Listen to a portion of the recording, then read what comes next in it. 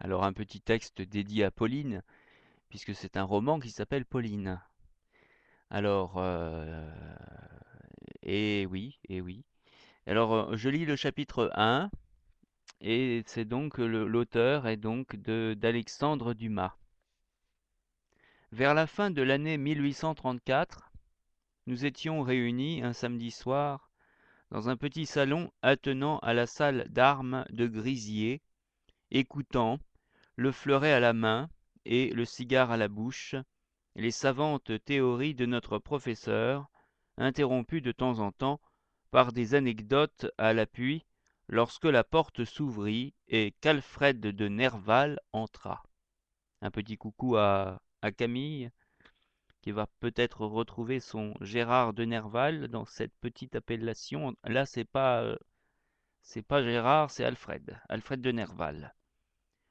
Ceux qui ont lu Mon voyage en Suisse se rappelleront peut-être ce jeune homme qui servait de cavalier à une femme mystérieuse et voilée qui m'était apparue pour la première fois à Flulen lorsque je courais avec Francesco pour rejoindre la barque qui devait nous conduire à la pierre de Guillaume Tell.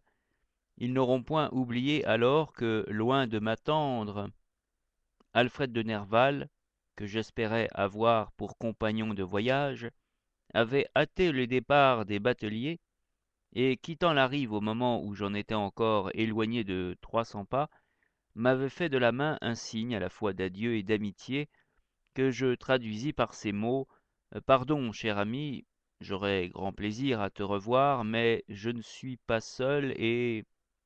À ceci, j'avais répondu par un autre signe qui voulait dire: Je comprends parfaitement. Et je m'étais arrêté et incliné en marque d'obéissance à cette décision si sévère qu'elle me parut. De sorte que, là on attendait une suite, hein, donc il faudrait recommencer. Là j'apprends à nos auditeurs à bien lire, hein. Mais et grâce à la magie de la technique, souvent ce que je fais, c'est que je fais une première lecture et quand je vois que hop, j'attendais quelque chose d'autre, et je comprends la signification, je gomme et je reprends la phrase. Donc là, je n'ai pas la possibilité de gommer, donc c'est du live, du direct, donc je reprends simplement la phrase et je m'étais arrêté et incliné en marque d'obéissance à cette décision si sévère qu'elle me parut. Et là, on fait plouf, on descend. De sorte que, faute de barque et de batelier, ce ne fut que le lendemain que je pus partir. De retour à l'hôtel, j'avais alors demandé si l'on connaissait cette femme, et l'on m'avait répondu que tout ce qu'on savait d'elle, c'est qu'elle paraissait fort souffrante et qu'elle s'appelait Pauline.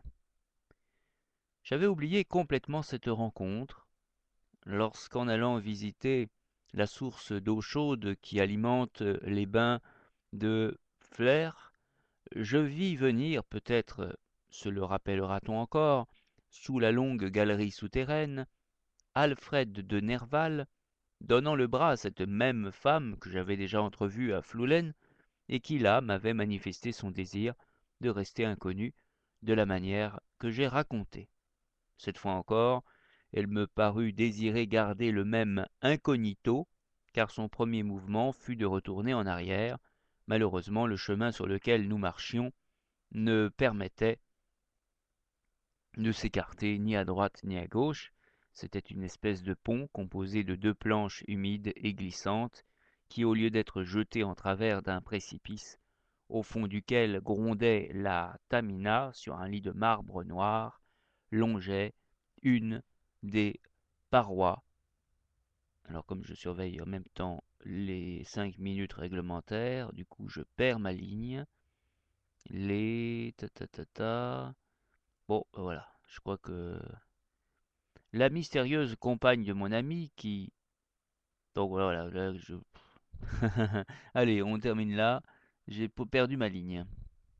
C'était donc Alexandre Dumas, un extrait, le début de son roman, très très court, on le voit, Pauline.